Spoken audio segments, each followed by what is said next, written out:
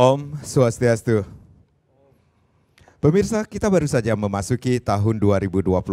Tahun 2024 merupakan tahun politik karena pada tahun ini atau tepatnya pada tahun 2024 merupakan atau dilaksanakannya tahun pemilihan umum atau pemilu. Namun pesta demokrasi itu secara tidak langsung memberikan dampak dari sisi ekonomi karena 2024 porsi tantangan lebih banyak dibandingkan peluang. Nah, bagaimana geliat perekonomian Bali awal tahun 2024 kita akan angkat menjadi topik kita di Talkshow Merah Putih Bali Era Baru. Tentunya sudah hadir tamu-tamu saya, narasumber yang akan kita ajak berbincang-bincang mengenai topik kita pada kesempatan kali ini. Langsung saja saya sapa.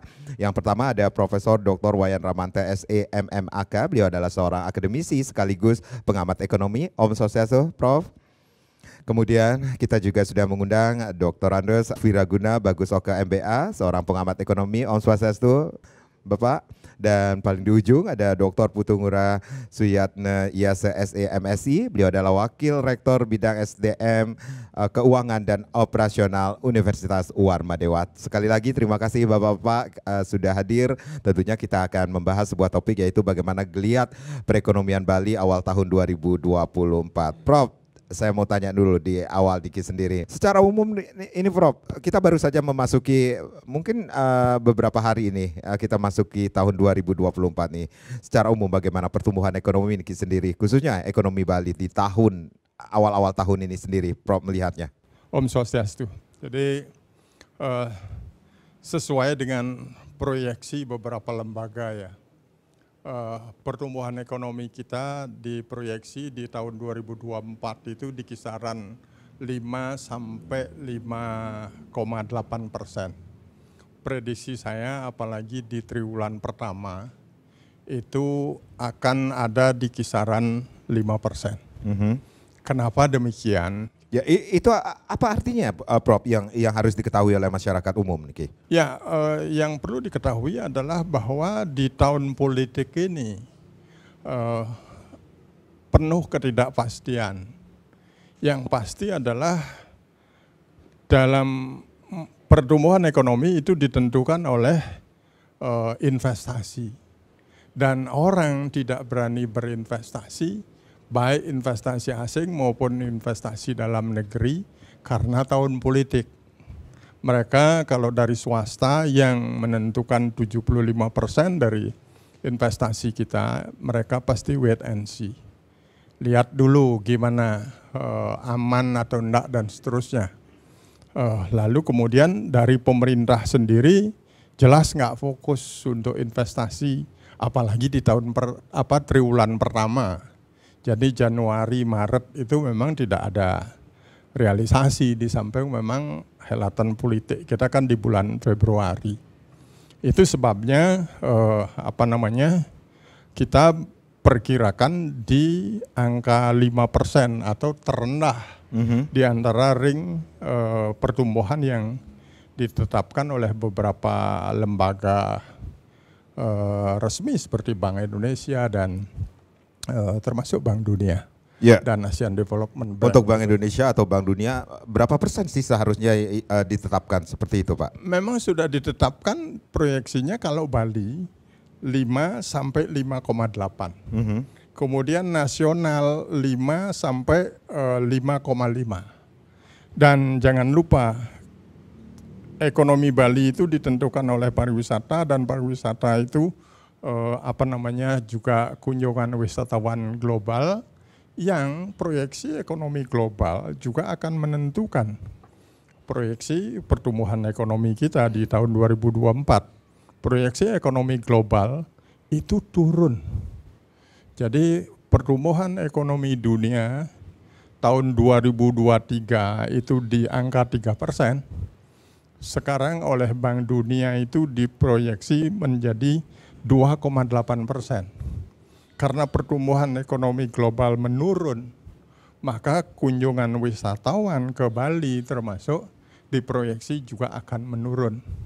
Karena itu pula kemudian kita memproyeksi pertumbuhannya di angka yang paling moderat atau paling rendah di angka 5%. Iya, Prof mengatakan bahwa ini investasi di kuartal pertama bahkan untuk pihak swasta pun harus wait and see ini sendiri.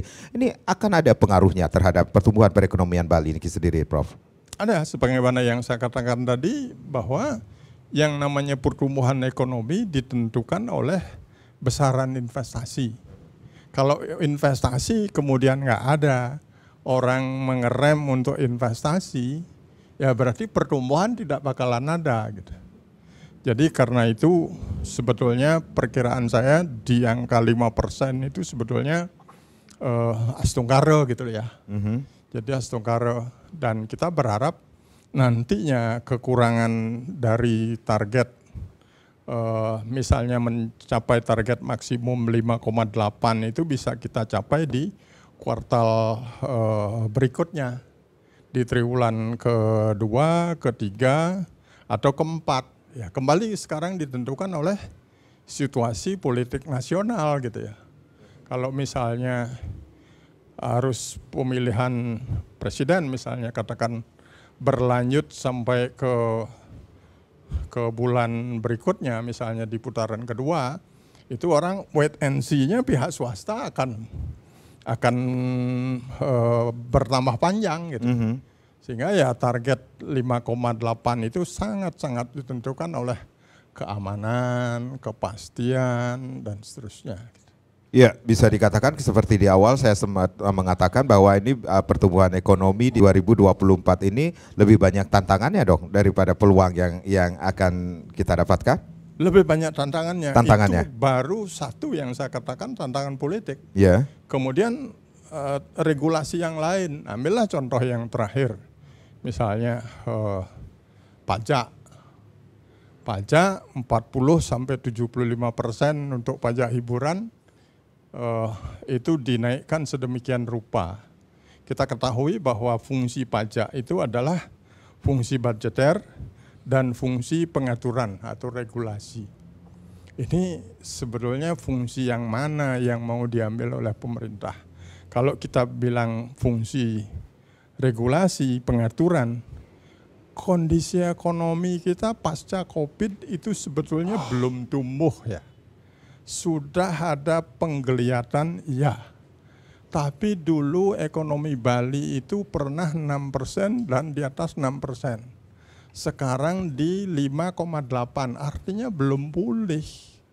Dan yang kasat mata misalnya dulu kedatangan wisatawan mancanegara antara Australia dengan China saling salib. China pernah tertinggi.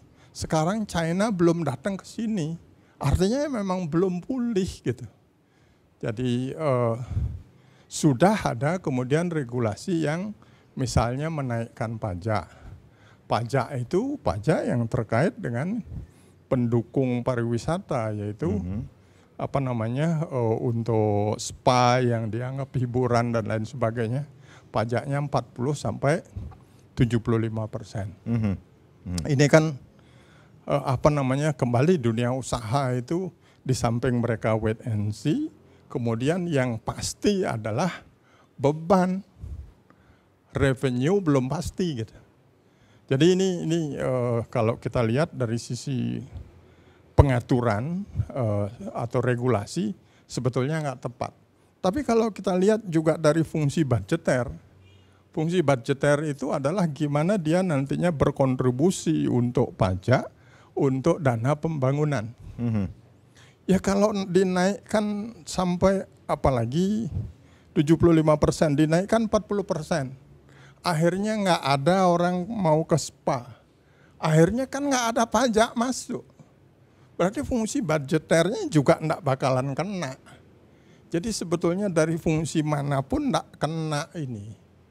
Gitu loh. Jadi dengan demikian kembali kaitannya dengan pertumbuhan ekonomi dari sisi regulasi, perpajakan, dengan ketidakpastian. Baik. Yang pasti kemudian yang mendorong capaian pertumbuhan ekonomi 5,8 hampir nggak ada. Belum lagi kita bicara sampah, kemacetan, kriminalitas yang semakin meningkat dan seterusnya. Ya, baik. Kita rehat sejenak, nanti kita akan lanjutkan lagi bagaimana geliat perekonomian Bali di awal tahun 2024. Pemirsa, jangan kemana-mana, kami akan kembali. Tapi tentunya setelah yang berikut ini.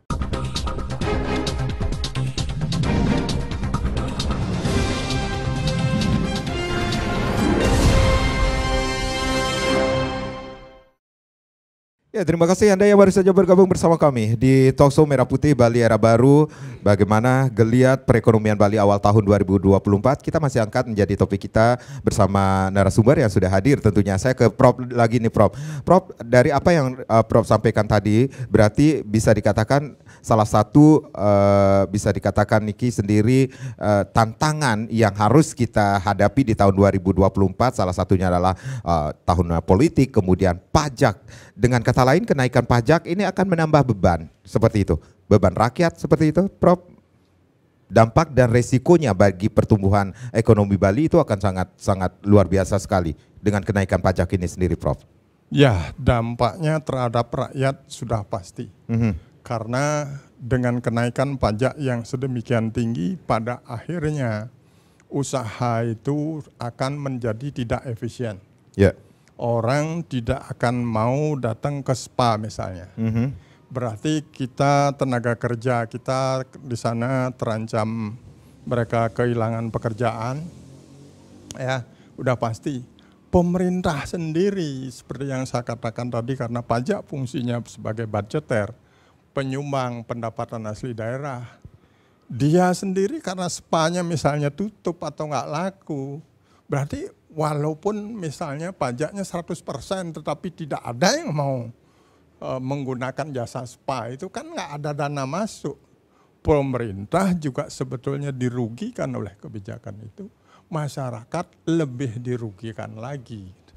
Jadi sebetulnya nggak ada yang diuntungkan oleh kebijakan itu. Oleh karena demikian sebetulnya ini harus secepatnya diambil tindakan gitu loh. Dan itu sifatnya strategis ya.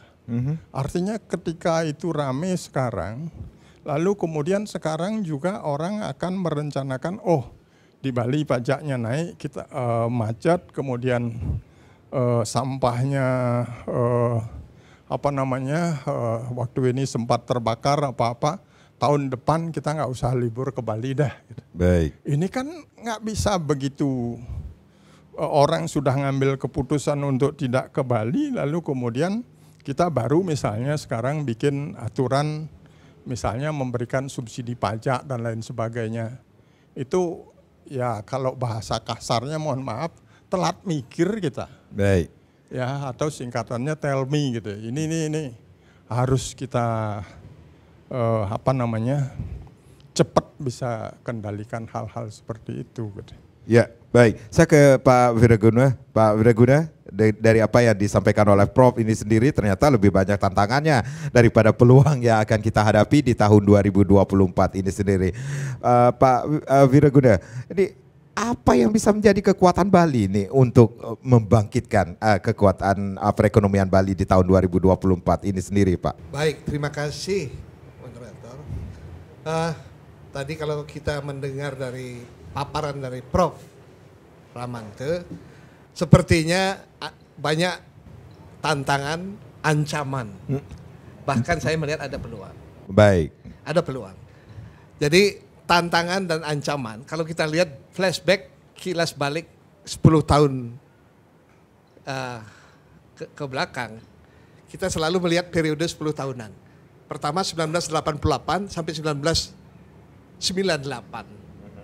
Di mana deregulasi, birokrasi daripada sistem keuangan perbankan mulai dibuka. Ternyata rambu-rambu dan persiapan kita tidak siap. Makanya terjadilah pada tahun 1998 krisis moneter. Menimpa Indonesia dan beberapa negara di Asia. Apa yang terjadi? Terjadilah krisis moneter yang begitu dalam di financial keuangan. Tapi apa yang terjadi dengan Bali? Bahkan Bali terus meningkat. Waktu itu pertumbuhan 7-8%. Periode kedua 98 sampai 2008. Itu periode yang juga tantangan buat dunia. Karena di 2008 muncul krisis namanya mortgage crisis. Waktu mortgage crisis dunia tertekan, terutama Eropa dan Amerika. Tapi apa yang terjadi di Bali? Justru mendapatkan kesempatan emas.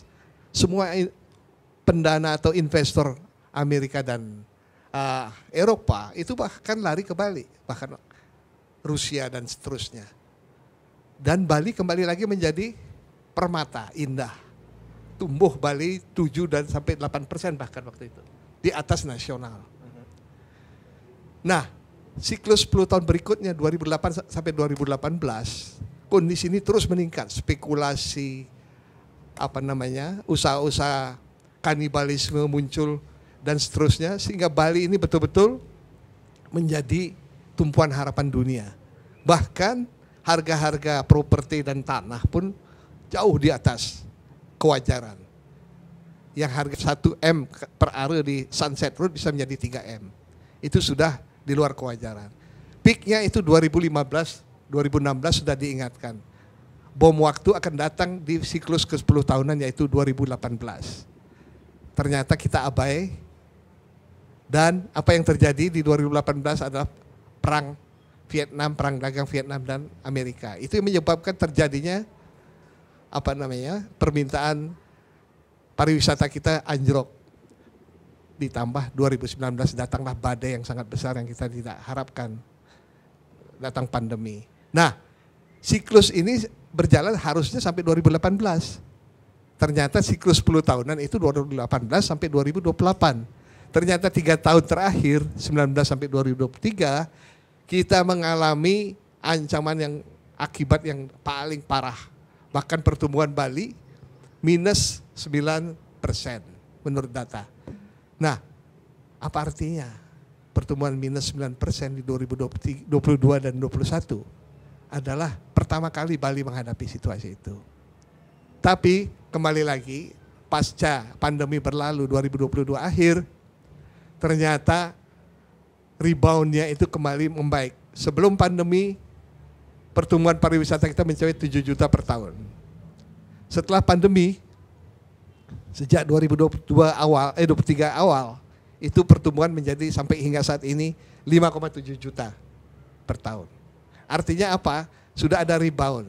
Nah, harapan ke depannya, sebelum ke harapan, ancaman ke depan seperti dikatakan oleh Prof, kita akan menghadapi tahun politik yang begitu unpredictable. Kedua, perang antara Rusia dan Ukraina itu masih terus berlanjut. Itu situasi global. Sementara Palestina juga sedang menghadapi situasi yang tidak mudah. Yeah. Ketahanan pangan dunia sudah menjadi ancaman.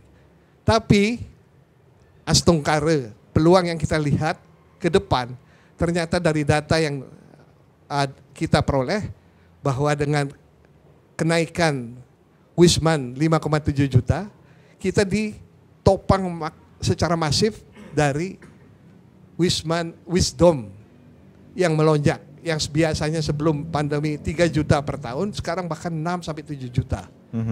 Ini yang sangat menggembirakan atau karena didukung oleh infrastruktur. Jadi bisa dikatakan ini pariwisata masih menjadi andalan? Masih bisa diandalkan, karena Bali ini nampaknya masih tetap digandrungi oleh dunia. Walaupun prosentase Wisman-nya sedang bergerak ke atas dan Wisdom-nya juga berlipat-lipat karena dukungan infrastruktur yang lancar dari Jakarta maupun dari Jawa Tengah maupun daerah lainnya. Sehingga angkanya melonjak 2 kali lipat.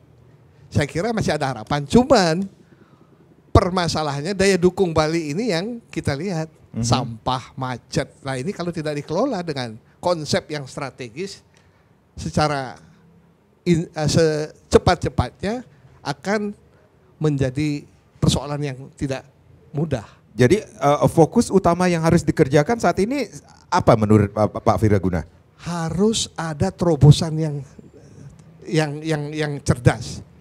Saya mengusulkan tempo hari beberapa kali, Bali harus diberikan otoritas khusus pariwisata. seperti otoritas Batam, otoritas Labuan Bajo. Terutama untuk 3 aspek, imigrasi, pengelolaan entry ke Bali dari pelabuhan udara dan pelabuhan di Gilimanuk, serta investasi yang masuk Bali harus stay di Bali. Artinya investor menempatkan dananya di local bank di Bali instead of menaruh di Singapura ataupun di luar Bali. Ini yang kronis sejak lama. Investor banyak masuk ke Bali, tidak membangun Bali, tapi dia membangun di tempat lain karena dananya ditaruh di luar. Hanya usahanya yang digerakkan di Bali. Nah, ini persoalan mendasar. Sehingga satu-satunya cara untuk bisa mengangkat pariwisata Bali adalah dengan mengedepankan usulan ke pusat. Mumpung pejabat gubernur saat ini adalah dekat dan pilihan daripada non-partai, dari Menteri Dalam Negeri. Sehingga akses untuk memohon otoritas khusus pariwisata Bali dengan 3 aspek tersebut, keimigrasian, pengelolaan bandara, dan investasi yang harus berbasis di Bali. Baik. Saya ke Pak Ngurah dulu. Pak Ngurah, ini yang menarik sekali di tahun 2024 seperti yang disampaikan mungkin Prof dan juga Pak Wiraguna, banyak tantangan, ancaman, bahkan peluang yang harus kita ambil Niki sendiri. Terobosan yang cerdas itu yang diperlukan untuk menjadi fokus utama yang harus dikerjakan. Bagaimana dengan ekonomi kerakyatan yang selama ini? Apakah bisa menjadi kekuatan Bali di masa depan untuk pertumbuhan ekonomi di tahun 2024 ini sendiri menurut Pak Ngurah? Baik.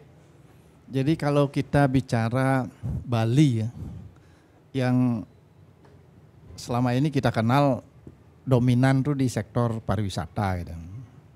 Jadi pariwisata itu kan sangat terintegrasi sebetulnya dengan sektor-sektor lain. Khususnya dia ada UMKM itu sebetulnya sangat dekat sekali ya, sangat erat dengan pariwisata. Kemudian ada pertanian sebagai supplier input yang diperlukan di sektor pariwisata. Ya. Dan kalau kita lihat data Bali itu kan 98% itu UMKM. Artinya dengan menggerakkan sektor yang besar ini, sedikit jadi menggeliat itu pertumbuhan ekonomi Bali akan sangat kuat sekali. Jadi daya dukungnya sangat kuat ini UMKM. Nah, persoalannya kan ekosistemnya yang belum bagus ini. Jadi ekosistem kita belum bagus. Di sektor pertanian kita belum memiliki ekosistem pertanian. Sehingga parsial dia. Kita memberikan upaya bagaimana caranya membuka kegiatan produksi pertanian setinggi-tingginya tapi pemasarannya tidak ada. Nah, jadi ekosistem kita lemah terus terang aja. Jadi kita di negara kita memang itu yang parah. Makanya sebetulnya pekerjaan kita ke depan itu bagaimana membuat ekosistem yang terintegrasi antara sektor pariwisata, pertanian dan UMKM juga. Nah, termasuk di sektor UMKM itu. Jadi kalau kita bisa menggerakkan UMKM ini, saya kira pertumbuhan ekonomi Bali itu kan lebih tinggi daripada yang selama ini tercapai gitu. Jadi sangat mungkin ya, karena Bali itu kan sangat kental dengan kearifan lokalnya. Jadi produk-produk kita sebetulnya UMKM itu kan sangat berbeda dengan produk-produk di negara lain maupun di daerah lain. Kita memiliki keunikan tersendiri yang inilah sebetulnya nilai tambah kita yang harus kita kembangkan, khususnya di sektor UMKM. Nah, problemnya adalah itu tadi. Jadi mereka masih bergerak sendiri-sendiri gitu ya. Bergerak sendiri semua, tidak ada ekosistem yang bagus dari hulu sampai hilir. Kadang-kadang produksinya ada tapi bahan bakunya tidak ada. Nah, itu gulung tikar lagi seperti kasus di kerajinan-kerajinan di daerah Celuk dan lain sebagainya itu kan banyak yang gulung tikar juga karena itu. Nah, kemudian faktor lain juga yang sangat penting harus kita pelihara adalah pariwisata itu sendiri. Jadi proyeksi tahun 2024 itu dari Dinas Pariwisata itu kan kita diharapkan itu wisatawan mancanegara kan 7 juta. Yeah. 7 juta ya tahun 2024. Targetnya. Nah, itu tadi saya sependapat juga dengan Pak Wiraguna tadi. Yeah. Jadi kita kadang-kadang Bali itu ketika ekonomi nasional agak tidak menentu tapi kita menerima keuntungan gitu. Ya, sering kali hal terjadi seperti itu. Kecuali kemarin COVID. Nah, kalau COVID itu kan memang bencana internasional. Jadi tidak mungkin negara apapun di dunia pasti selesai dia dengan COVID itu. Tapi kalau selain COVID, kita optimis bahwa Bali itu akan ada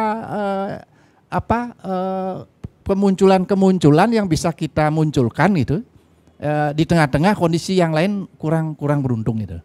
Nah, yang penting. Nah, sekarang bagaimana kita menjaga sektor pariwisata itu sendiri. Nah, sekarang sudah mulai misalnya dari internal sebetulnya kita lihat. Faktor internal kita apa tadi yang paling utama sekarang dikeluhkan oleh wisatawan mancanegara ya. Yeah. Itu adalah masalah macet itu, ketidaknyamanan itu. Jadi di mana-mana itu udah macet. Makanya pemerintah daerah itu jangan terlalu lama-lama berpikir gitu. Jadi kalau mau mengatasi kemacetan itu harus berani extraordinary. Ya, jadi harus berani berbuat untuk segera mengatasi kemacetan itu sendiri. Nah, bagaimana wisatawan itu lari-lari ke bandara kalau telat telus gitu. Nah, ini kan menjengkelkan. Mungkin tahun berikutnya dia berpikir ulang untuk datang ke Bali gitu. Ini kemacetan nomor satu. Yang kedua itu sampah itu sering muncul. Karena apa? Pengerjaannya tidak tuntas. Gitu. Saya kira sampai sekarang belum ada kepala daerah yang mampu menuntaskan itu sampai dia sustainable dia pengelolaan sampahnya. Jadi selesai tahun sekian sampai sekian setelah itu muncul lagi. Artinya bahwa sistem yang dimiliki belum bagus untuk mengelola sampah sehingga dia bisa tuntas dan berkelanjutan ya, tidak muncul lagi gitu. Saya kira ini yang penting dari dalam kita sendiri. Kemudian yang kedua faktor keamanan sudah mulai banyak muncul. Ya, kerusuhan anak-anak muda. Nah, ini kan harus kita perhatikan. Sebab pariwisata itu sangat rentan dengan keamanan, kenyamanan ya. Penyakit. Nah, isu-isu seperti ini yang paling sensitif terhadap pariwisata. Baik, nanti kita akan lanjutkan lagi perbincangan bagaimana geliat perekonomian Bali awal tahun 2024. Pemirsa, kami akan kembali saat lagi.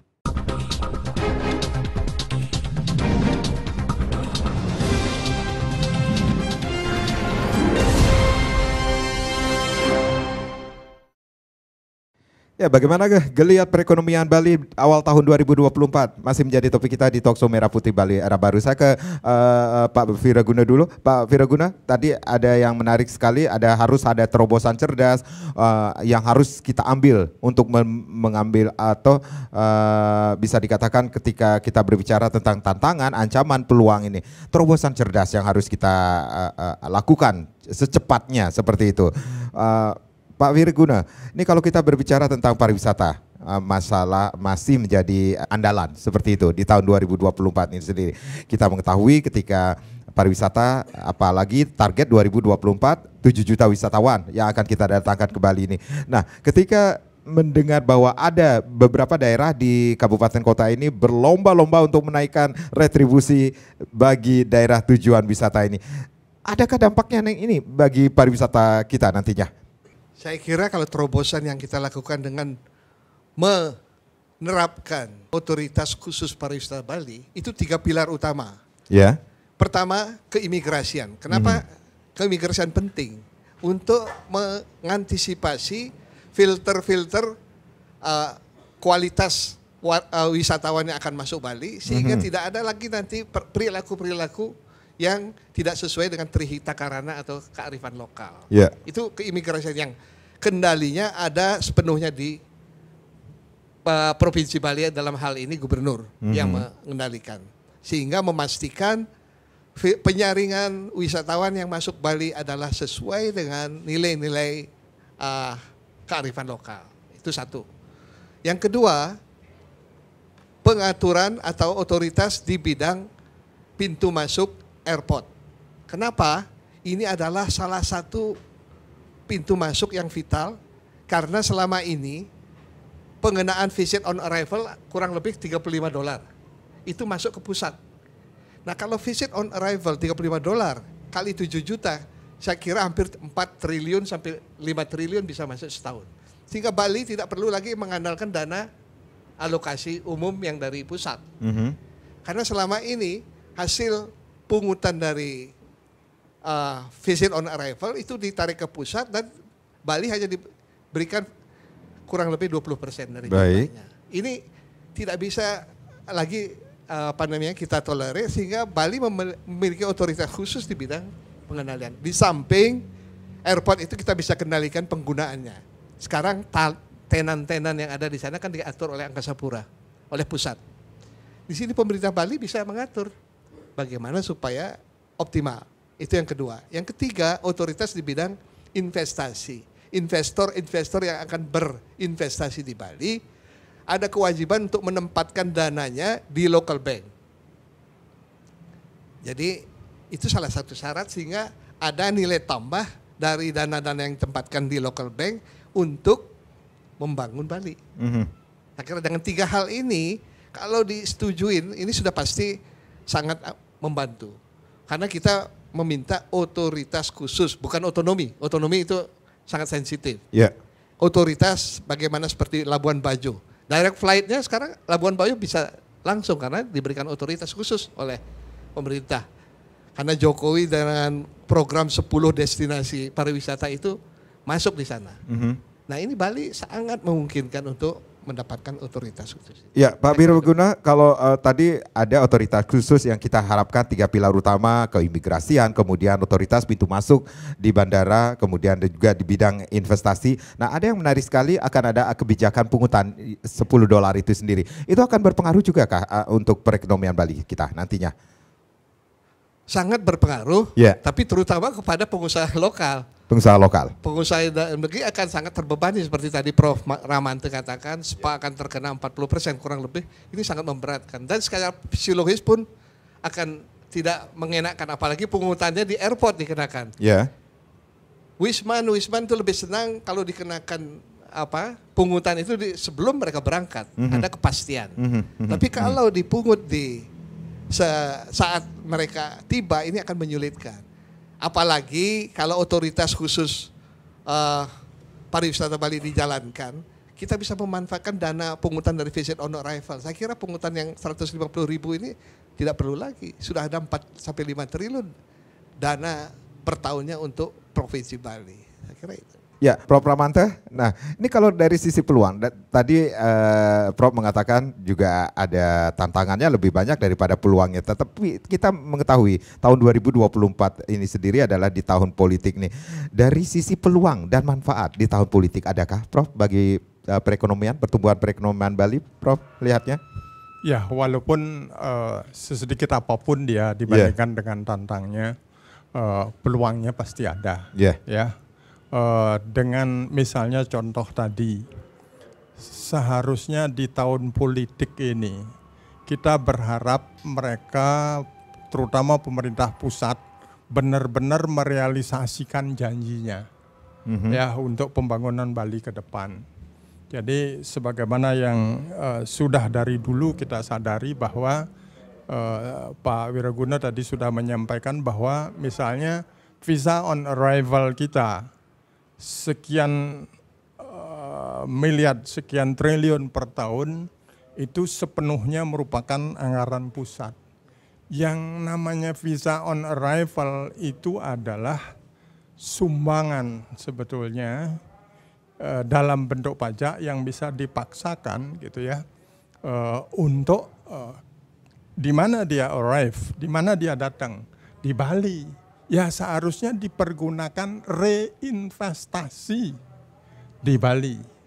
Kenapa mereka datang ke Bali? Karena berpariwisata. Maka pemerintah pusat wajib berreinvestasi untuk pariwisata Bali. Yaitu dengan misalnya mengatasi kemacetan, menanggulangi sampah. Itu sebetulnya peluang gitu ya. Yang asal saja jangan dipolitisir atau penggunaannya jangan disalahgunakan gitu tanda kutip gitu ya. Tahu-tahu masuknya misalnya visa on arrival itu sekian triliun, penggunaannya misalnya kurang dari 50% untuk reinvestasi tetapi dipergunakan untuk tujuan yang lain gitu. Jadi kita berharap di tahun politik ini pemerintah pusat mulai menyadari bahwa reinvestasi itu sangat perlu gitu ya. Yang seperti misalnya dulu tertunda sudah menjadi proyek strategis nasional. bahwa untuk menyeimbangkan ekonomi Bali antara utara selatan, pembangunan airport itu kepres loh itu. Tahu-tahu kenapa begitu mendadak lalu batal.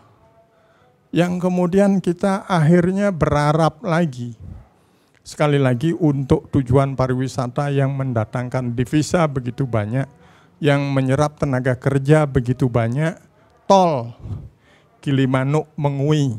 Ya. Kenapa kemudian tidak direalisasikan? Urusan swastanya mundur, itu kan proyek strategis nasional yang dengan demikian pemerintah pusat harus ambil alih sebagaimana tadi disampaikan bahwa pariwisata untuk kedatangan wisatawan domestik itu bagus, terutama akhir tahun kemarin itu karena tol antara Jakarta sampai ke Banyuwangi itu udah hampir nyambung. Lalu kemudian yang Bali Gilimanuk ke Mengui bukannya belum jadi, sementara waktu sekarang nggak jelas. Nggak jelas. Ini kan seharusnya merupakan sekali lagi reinvestasi pemerintah untuk pariwisata. Lalu kemudian kalau di situ lancar, maka akhirnya nanti pendapat pemerintah juga akan meningkat gitu. Sehingga dengan demikian sebetulnya peluang masih ada, tinggal ada komitmen yang jelas enggak bagi pemerintah. Pertama pemerintah pusat untuk melakukan reinvestasi. Kemudian yang kedua adalah pemerintah daerah itu sendiri. Dengan menyadari misalnya kabupaten kota pajaknya 10% untuk hotel dan restoran. Lagi-lagi itu adalah pajak tidak langsung yang sebetulnya pajaknya itu dibayar oleh wisatawan yang menginap dan yang makan di restoran yang tujuannya adalah untuk kembali perbaikan infrastruktur di bidang pariwisata. Baik. Itu juga seharusnya kalau mereka menyadari reinvestasi ada peluang kita bisa memperbaiki infrastruktur. Baik. Kita akan lanjutkan lagi. Apakah pertumbuhan ekonomi di Bali khususnya yang belum begitu kuat di tahun 2024 ada hubungannya dengan akan berakhirnya kebijakan yang lainnya? Contohnya restrukturisasi dan juga relaksasi pada Maret 2024. Kami akan kembali saat lagi.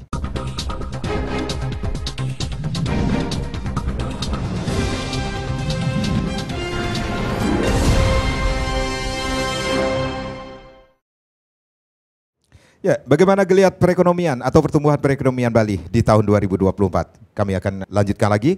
Prof, ini dia sebelum break saya sempat mengatakan ini ada hubungannya kah dengan kebijakan restrukturisasi dan juga relaksasi pada Maret 2024 yang dampaknya terhadap pemulihan ekonomi Bali yang belum begitu mulus, Prof, melihatnya? Ya, saya kok berpikiran sekali lagi agak pesimis ya. Kenapa? Karena relaksasi itu dihentikan ketika pertumbuhan ekonomi belum pulih. Ibaratnya bahasa Balinya baru meangsagan gitu ya, Prof? Ya, baru meangsagan baik sektor real maupun sektor keuangan ini akan mengalami masalah gitu ya.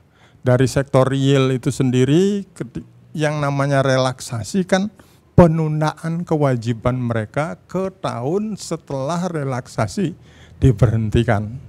Jadi bukan relaksasi itu bukan gratis gitu. Ditunda pelaksanaan kewajibannya. Lalu kemudian tahun-tahun setelah relaksasi itu dihentikan, maka pada saat itu mereka membayar dalam jumlah yang lebih besar. Nah, kalau kita lihat kemampuan sektor real sebagaimana tadi disampaikan bahwa misalnya sektor UMKM belum pulih benar. Mereka sedang menata investasi, mereka sedang menata kembali karyawannya supaya ada pekerjaan. Jadi fokusnya untuk bayar tenaga kerja dulu, kemudian memperbaiki investasinya di bidang aktiva tetap supaya mereka bisa berinvestasi secara normal. Pada saat yang sama mereka kemudian berkewajiban untuk membayar kewajiban-kewajibannya di masa lalu yang terkena relaksasi. Jadi ini akan menyulitkan sektor real. Kemudian sektor perbankan, mereka struktur modalnya akibat relaksasi itu bagaimanapun juga ekuitas mereka, modal inti mereka pasti akan terganggu pada saat dilakukan relaksasi. Sebetulnya jawaban yang paling sederhana, jawaban dalam bentuk kata-kata gitu ya, kan setor modal ketika modal itu mengalami penurunan. Ya, masa COVID gimana orang bisa nyetor modal gitu ya. Pemerintah aja sulit untuk nambah modal di store, di perbankan BUMN apalagi swasta. Ini mereka juga akan mulai akan mengalami kesulitan. Jadi sebetulnya kalau kita bicara dampak, pasti besar dampaknya ketika pemulihan itu sebetulnya belum 100%. Walaupun saya juga punya keyakinan sebagaimana disampaikan oleh kawan-kawan tadi bahwa ada peluang. Iya, tetapi belum di tahun 2024 ini belum pulih. Peluang itu ada karena dulunya kita minus 9%. Lalu kemudian sekarang sudah mencapai 5%. Kan berarti ada tren gitu ya. Tetapi belum pulih benar sebetulnya. Ketika kewajiban itu sudah pulih karena relaksasi itu sudah tidak diberikan lagi, berarti ini saya melihat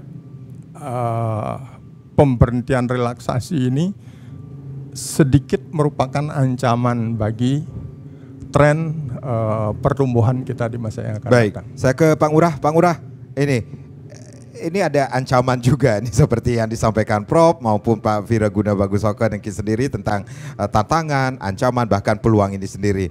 Bahkan kita mengetahui beberapa waktu lalu juga ada berita tentang hak dari para ASN yang sempat tertunda ini. Sebenarnya itu juga ada apa sebenarnya dengan kita? Kita sedang tidak baik-baik sajakah perekonomian kita? Saya kira ini dampak nasional ya. Kalau kita lihat, kalau kita amati bahwa memang pembangunan yang dilakukan oleh pemerintah pusat selama ini, terutama infrastruktur itu kan banyak sekali memerlukan anggaran yang besar ya. Apalagi di IKN, nah, itu kan besar sekali anggarannya. Nah, saya kira pemerintah mengalami problema di bidang keuangan ya. Agak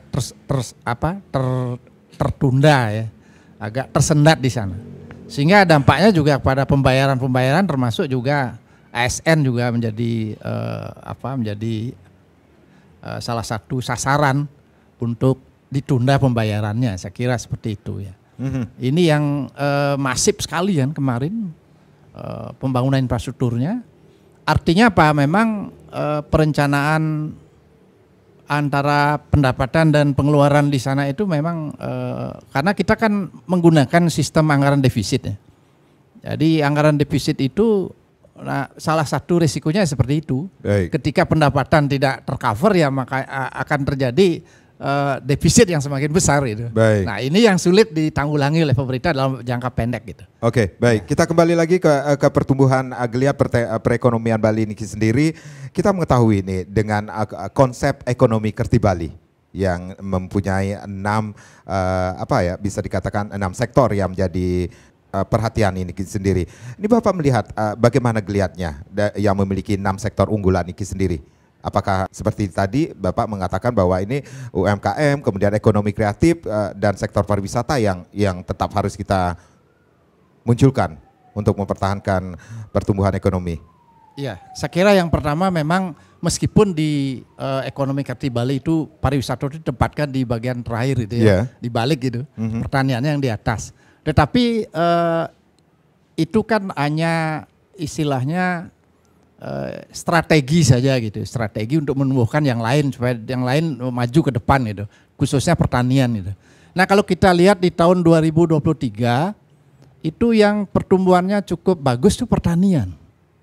Ya kemarin di masa COVID itu 3 tahun justru banyak komoditi-komoditi pertanian dan UMKM yang tetap meningkat pertumbuhannya. Nah, jadi inilah makanya ke depan pertanian ini memang harus terus didorong. Nah, sekarang kan ada ide dari Bapak Gubernur ya, pertanian ke depan tuh diarahkan pada pertanian organik. Itu. Nah, karena apa? Karena kalau kita tetap seperti sekarang, pertanian itu jangan harap kita akan bisa tumbuh dan berkembang sesuai dengan apa yang kita inginkan secara konsep maupun teori. Karena kelemahannya di sana sangat banyak, alih fungsi lahan. Itu tidak terkontrol. Dan itu sangat sulit dibendung. Aturan pun tidak akan mampu membendung di Bali itu. Ya, kemudian yang kedua, produktivitasnya memang rendah, selalu merugikan petani, nelayan itu selalu rugi. Ya, yang untung itu para istilahnya tuh broker itu. Yang lebih banyak menerima keuntungan. Jadi beberapa penelitian tuh selalu menunjukkan bahwa justru keuntungan yang terbesar tuh marginnya ada di sana. Baik. Petani selalu rugi gitu. Baik. Nah, ini harus didorong. Yang berikutnya juga UMKM itu. UMKM itu merupakan istilahnya kegiatan andalan bagi Bali yang tidak bisa dikesampingkan. Nah, ini didorong dengan ekonomi digital. Saya kira yang sekarang yang baru tumbuh dari 6 ekonomi unggulan di Bali kan itu. Jadi ekonomi digital itu tumbuh dan UMKM. Ya, baru 2 ini. Baik, apa yang Bapak sampaikan ini mengingat banyaknya alih fungsi lahan pertanian, berarti untuk ketahanan pangan khusus untuk di Bali ini apakah Bapak melihat masih memadai untuk ke depan? Sebetulnya kalau kita segera lakukan ya upaya-upaya untuk mengatasi terutama alih fungsi lahan ini, Bali masih memungkinkan karena masih cukup banyak luas lahan yang bisa dipergunakan untuk mendorong pertanian, khususnya padi itu. Padi. Nah, persoalannya kan sekarang masif sekali alih fungsi lahan itu yang memang tidak ada yang mengontrol.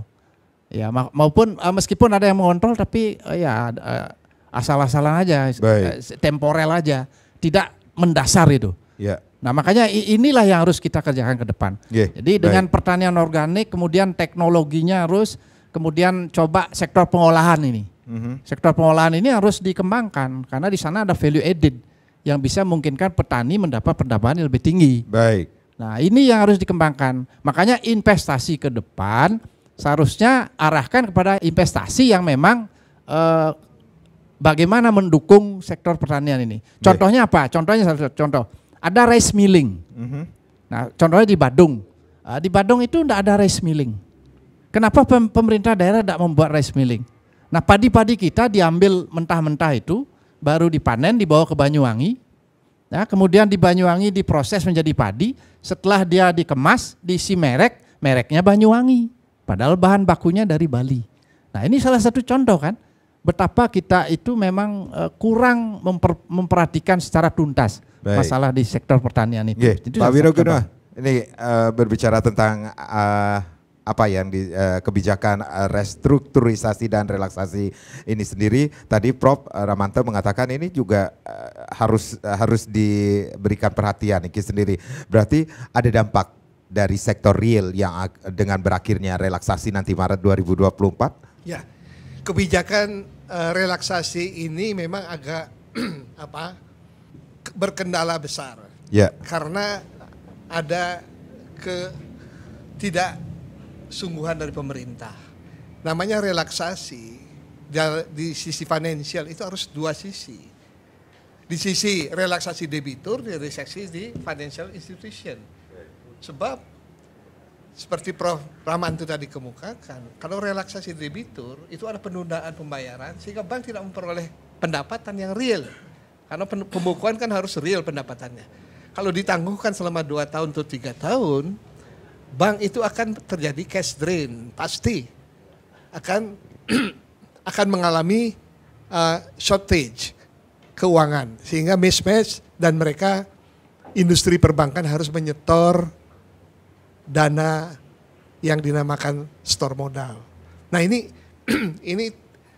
mendua ini pemerintah ini dalam menjalankan kebijakan relaksasi. Kalau sebelumnya relaksasi di bidang debitur, industri keuangan juga diberikan buffer dana talangan, tapi ini tidak ada. Nah, ini kendala yang sangat menyulitkan sehingga relaksasi ini tidak bisa efektif. Saya yakin kalau berakhir tahun 2024 pun mesti diperpanjang lagi. Mau tidak mau, sebab debitur masih belum menggeliat, tidak mampu untuk menyelesaikan kewajibannya. Kira itu. Baik, Prof. Ini yang menjadi harapan kita juga semuanya dengan konsep ekonomi Kerti Bali, dan tentunya seluruh sektor diharapkan saling mendukung. Jika salah satu sektor mengalami keterpurukan, sektor lainnya bisa mendukung. Nah, tentunya Prof melihat bagaimana geliat dari seluruh 6 sektor tersebut sehingga bisa mendukung pergerakan atau geliat perekonomian Bali ini sendiri ke depannya sendiri, Prof. Ya, sebelum kita melihat 6 sektor unggulan itu, kita perlu menyadari bahwa ini perekonomian Kerti Bali adalah konsep strategik untuk perbaikan ekonomi Bali ke depan. Artinya apa? Ini adalah rencana jangka panjang. Nah, sekarang itu baru pada tataran jangka menengah. Jangka menengahnya itu pun sebetulnya belum berjalan 5 tahun gitu ya. Sehingga dengan demikian wajar sebagaimana disampaikan tadi bahwa misalnya sektor pertanian gitu belum seperti yang ditargetkan atau diharapkan. Sudah ada peningkatan, tetapi kita harus akui bahwa pertumbuhannya sudah ada peningkatan, tetapi nilai tukar petani itu belum signifikan. Lalu kemudian digitalisasi sudah ada peningkatan, dan untuk digitalisasi ini kita perlu membangun infrastrukturnya. Misalnya Turiya Pada di Bali Utara itu juga belum berfungsi secara baik, sehingga dengan demikian hasilnya di ekonomi digital ini memang belum sebagaimana yang kita harapkan walaupun ada pertumbuhan gitu ya. Tantangannya adalah sektor pertanian misalnya, yang seharusnya itu menjadi unggulan, yang seharusnya dia memberikan multiplier effect terhadap sektor pariwisata. Misalnya pertanian kita di Bali itu tidak ansih dia menghasilkan food gitu, atau menghasilkan makanan, atau bisa menurunkan inflasi dan lain sebagainya, tetapi budaya Bali itu ada di sana. Pariwisata Bali adalah pariwisata budaya. Sehingga dengan demikian sektor pertanian sekarang belum bisa mendukung sektor pariwisata yang sebetulnya penghasilan per rupiahnya atau US dollarnya itu adalah tertinggi. Kenapa? Karena justru di sektor pertanian kita ada degradasi budaya. Tenaga kerjanya misalnya sekarang berasal dari luar daerah. Sehingga dengan demikian udah nggak budaya Bali misalnya mengetam padi dengan cara tradisional yang itu merupakan atraksi pariwisata, dan itu sudah hilang. Strateginya adalah sebetulnya di sektor pariwisata di samping meningkatkan produktivitas untuk mengatasi tadi alih fungsi lahan yang memang tidak terbendung, walaupun sekarang sudah ada lahan pertanian yang dilindungi dan seterusnya, itu juga ternyata belum optimal mampunya. Adalah yang diperlukan adalah hilirisasi di sektor pertanian supaya petani itu bisa mencapai sejahtera atau petani itu bisa menikmati nilai tambah. Sebetulnya ya kebetulan aja ini sebetulnya saya sama Pak Wiraguna sudah memberikan contoh. Pak Wiraguna itu tanam sayur, tanam stroberi, kemudian langsung dijual di restorannya beliau atau anaknya. Itu nilai tambahnya itu bukan stroberi per kilonya sekian, tetapi stroberinya untuk hanya misalnya 1/10 kilo, tetapi dijadikan jus stroberi organik sebagaimana disampaikan tadi, kemudian harganya dimahalkan. Jadi pasca panen atau hilirisasi sektor pertanian itu langsung dilakukan oleh petani, itu langsung bisa dinikmati. Saya sendiri sebetulnya sudah 30 tahun juga bergerak di sektor pertanian, cuman memang saya bikin produk pertaniannya, kemudian saya olah sendiri, saya ekspor sendiri, ya nilai tambahnya memang produksinya dengan tarif rupiah, kemudian jualannya dengan US dollar. Jadi nilai tambahnya juga ada di perbedaan kurs dan seterusnya. Baik. Ini yang perlu dinikmati oleh petani kita secara massal di seluruh Bali. Jadi itu contoh sudah diberikan oleh Pak Wiraguno sendiri. Baik. Jadi seperti itu. Baik, baik. Tinggal ini memang massal ya, perlu massal. Misalnya contoh nih, petani kopi. Gimana anak-anak muda kita, dia bertani kopi, langsung kemudian dia menjadi barista nantinya. Jadi per cangkir 35.000 black cafe tanpa gula gitu misalnya 35.000. Tapi kopinya per kilonya itu murah sebetulnya. Baik, ini yang seperti disampaikan Pak Wiraguno ini sendiri, tantangan kita hadapi, ancaman juga kita hadapi, dan peluang kita ambil seperti itu untuk suksesnya atau perekonomian Bali ke depan tentunya. Prof, Pak Wiraguno, Pak Ngurah, terima kasih sudah sharing. Syamade Sekedar Karang, terima kasih. Kita berjumpa lagi di lain kesempatan. Om Santi, Santi, Santi Om.